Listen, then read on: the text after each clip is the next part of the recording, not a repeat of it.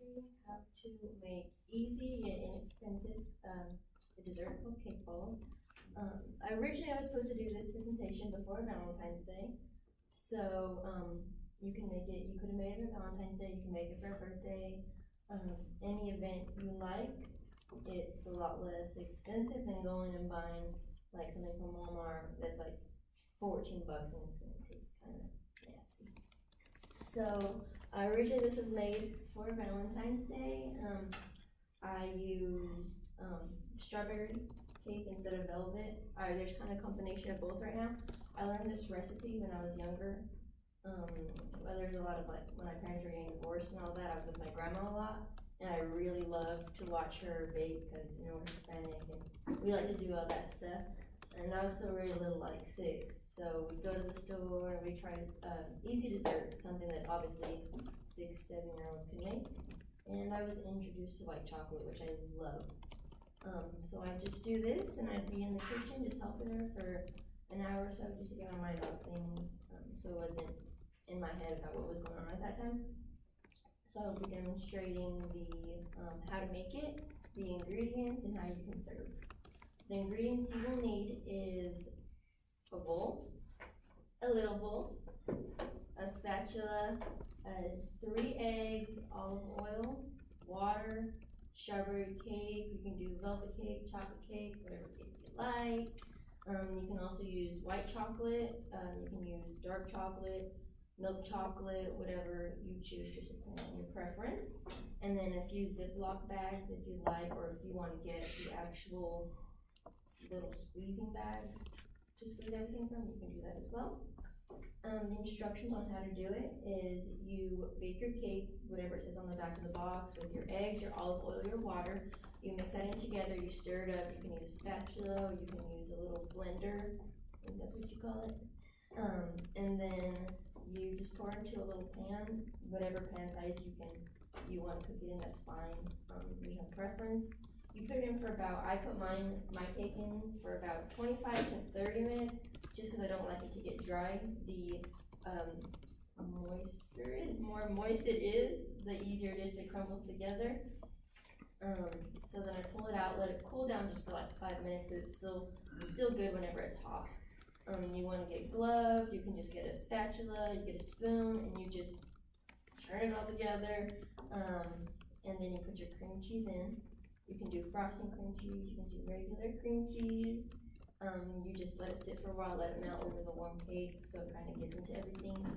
Get your gloves, cut it because it is hot, and you mash it together. You make it into like a little dough ball, but it's a cake ball, like just a large one. And then you let it sit for a little bit. You want to put it into the freezer for about like 15 minutes, just so it can kind of cool down, kind of ingredients kind of stay together. And you pull it out, and that's whenever you want to start warming up your chocolate and everything. So it takes a bit. And with chocolate, you have to be careful. With white chocolate, dark chocolate, any chocolate, especially like the little chocolate chips. So if you put it in the microwave, you want to do it for 15-second intervals of 2 minutes, because if you do 1 full straight minute, it'll burn the chocolate really easy. And it won't look like it's burning, like the top will be like nice and creamy, but the bottom will be burnt. It'll look like dirt. I've known before, because I've done that. And so just 15 seconds, then you want to pull it out, stir it. Put it back in 15 seconds, stir it, just until you get it to a good consistency that you like. You don't want to get it too hot, because then the cake will just start to kind of melt, and that's what you don't want to do that. So after you get that, start doing the intervals of it. You can do it, sometimes it's 30 seconds, 45 seconds, depends on how much chocolate you have. I didn't have that much chocolate. So while you're doing that, I also like to do write it half and half on a pot. You boil a pot of water, not too much water, just a little bit. And then you put you can do a glass bowl, I did the lid and just turn it around, and I put the chocolate in there, and so it steams up the chocolate where it won't get hard, it won't get clumpy, and that's the way I like to use it. While you're prepping that, even if it does get cold, or if it does start getting hard, you can just reheat it up again. That's a good thing about chocolate. And then, So you wanna pull out, I mean, as many as you wanna do, you can do 50, you can do 25, you can do 20 little cake balls. And you wanna just take it and just mash it up in your hands. And you don't wanna do it too big either, because the bigger that it is, if you put it into the chocolate, it's going to break. So that's another reason for it's always important to put it in the freezer, just so it can stay all together. Just mush it in your hand. The rounder that the cake ball is, the better it looks. I'm not very good at smashing it up together. So I did them smaller. The first time I brought them in the first time, the white ones, they were way too big and I planned to put them in little bags. That didn't work out. So the smaller the better. And that's this. So once you have your chocolate figured out, you can put it into a little bowl. Just pour it in and you wanna just dip it in. You can do it, also it's easier with the sticks. You put a stick or you can do your hand. Just dip it in the chocolate and you can just use a spoon to just put the chocolate over, just pull it out and plop it down and let it dry. You don't wanna mess with it and it starts falling apart. You don't wanna put too much because it gets too heavy and the cake can get into the chocolate. It makes it very clumpy, makes it really, just does not work out very well. And then you can also get, if you want to put like toppings on it, you can do sprinkles, you can do another chocolate. I chose to do one with candy melts on that, and then with Hershey's. And then with the candy melts, that you melt those the same way you do the regular chocolate, just 15-second intervals. And then with the Hershey's, I tried that out.